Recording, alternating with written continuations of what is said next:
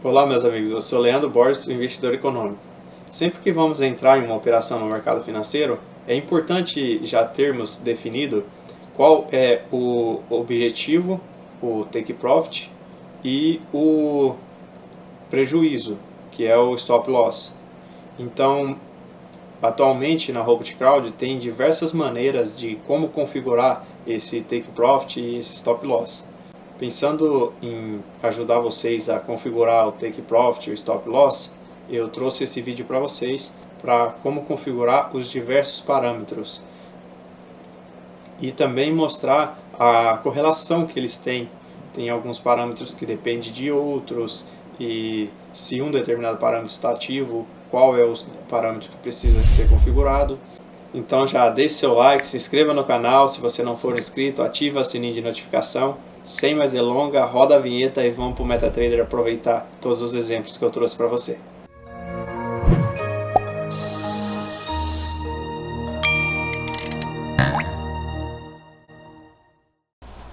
Aqui nos parâmetros do robô eu vou mostrar para vocês alguns deles. Aqui a definição de stop, então todo esse grupo E aqui, ele se refere ao take profit ou stop loss, né? Que é o ganho ou perda. O E01 ele vai definir o tipo de stop loss ou take profit. Ele pode ser nenhum, então nesse caso quem define é os próprios parâmetros específicos do robô. Então no caso do mean reversal, né, que é o retorno à média, então o próprio robô ele delimita que o take profit é na média ou então na banda oposta. Então não necessariamente nesse caso precisaria ter esses parâmetros aqui ativado, então ele poderia usar nenhum ou definido pelo robô, pelo Expert Advisor, que seria a mesma coisa. Eu não preciso de estar utilizando isso aqui. Agora, caso eu queira utilizar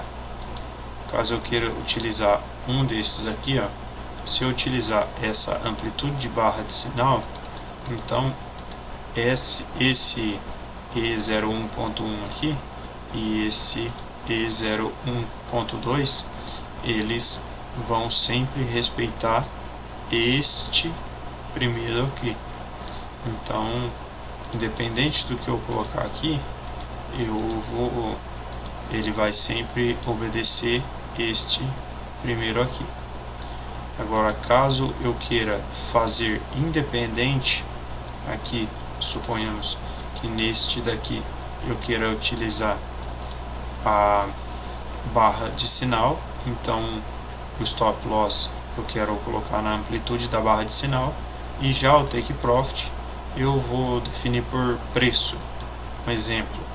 Então neste caso que esses daqui são diferentes, então o ideal é você colocar aqui a definição individual. Então quando utiliza definição individual, ele vai automaticamente ficar definido esse parâmetro e esse daqui como sendo take profit e stop loss aqui.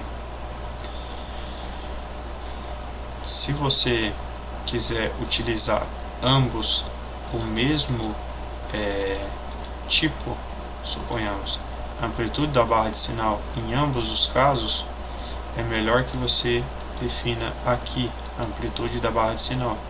Então aí aqui, independente do que você colocar, ele vai estar respeitando este daqui, porque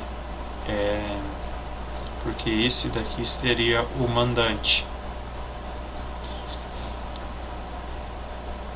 Quando utiliza a amplitude da barra de sinal, este daqui é o multiplicador do stop loss. Então, nesse caso, 2,4 vezes a amplitude da barra de sinal. Se essa barra de sinal tiver 50 pontos, então automaticamente o stop loss seria 120. Nesse exemplo que eu disse para vocês, da amplitude da barra de sinal ter 50 pontos, então o take profit seria 185 pontos. Esse valor mínimo para o stop loss, sempre que a gente utilizar um multiplicador, então no caso aqui 2,4 vezes a barra de sinal, é bom que eu define esses dois valores aqui.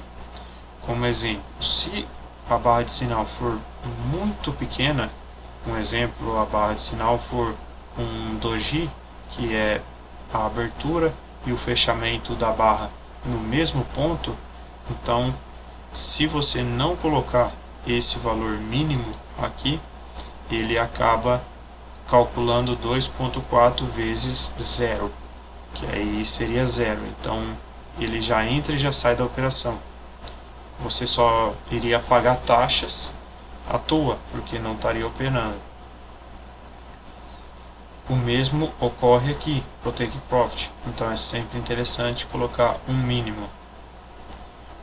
O máximo aqui, suponhamos que a sua barra de sinal ela seja uma barra de 1000 pontos.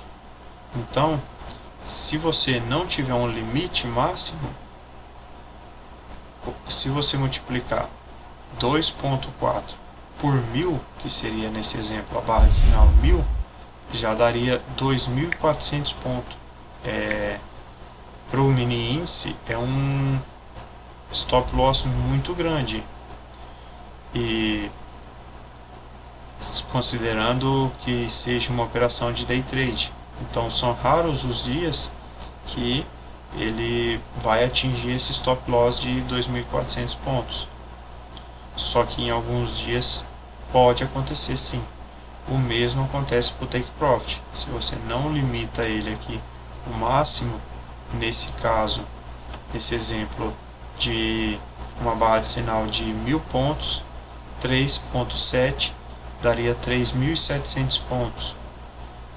Provavelmente, se o mini índice já tiver subido 1000 pontos, provavelmente ele não vai subir mais 3.700 pontos. Então é interessante você estar limitando esse daqui para um valor mais acessível, vamos dizer assim, de um take profit mais óbvio. Então por isso que você deve limitar o máximo aqui. Quando utiliza-se um multiplicador para TR, então esse ATR aqui ele tem que ter um período, porque ele é um indicador. Então você deve colocar aqui no E01.3 o período desse indicador ATR, ou de qualquer outro indicador que esteja aqui, multiplicador de desvio padrão. Então sempre você vai definir este período do indicador deste indicador aqui, ou pode estar aqui também, né? Pode estar neste ou neste. Esse parâmetro E01.3 ele vai fazer referência em um desses três aqui, caso seja multiplicador, caso seja um indicador TR ou desvio padrão. Nesse caso aqui, substituir take profit por ordem limite é que a ordem de saída, para que ela não sofra de slippage, né, que é uma derrapagem na saída, você pode estar utilizando como verdadeiro. Então ele apregou uma ordem no book, né, no livro de ofertas, e Assim, quando o mercado atingir o seu take profit, ele vai sair exatamente no valor do seu take profit. Ele não vai sofrer nenhuma derrapagem, né, que a gente fala, escorregar para um take profit menor ou maior, né? Depende do caso. A slippage pode favorecer ou prejudicar o take profit. Então, se você estiver utilizando como verdadeiro, o seu take profit sempre vai estar no livro de ofertas. Bom, meus amigos, esses foram alguns exemplos de como configurar take profit e stop loss. Atualmente são esses possíveis, porém se tiver alguma alteração futuramente, eu trago novamente um outro vídeo para vocês, e exemplificando melhor as novas condições. Muito obrigado por assistir, não deixe de se inscrever, deixar seu like, te vejo no próximo vídeo.